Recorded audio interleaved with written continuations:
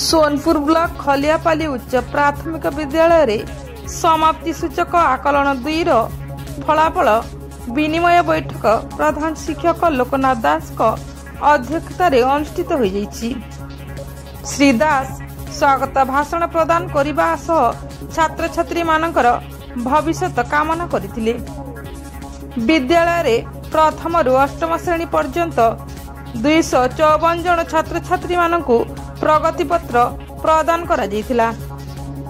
प्रगति पत्र प्रदान बेले अभिभावक अभिभाविका मानकु परवर्ती वर्ष छात्र छात्री माने जेपरि भल भावे पाठ पढ़ारे मन देबे सेथि प्रति ध्यान देबाकू परामर्श देथिले।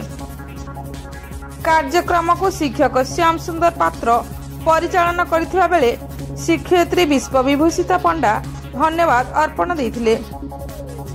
एई बैठक आयोजन करिथिबारु प्रधान शिक्षक एवं समस्त शिक्षक और शिक्षयित्री को अभिभावक माने धन्यवाद देथिले।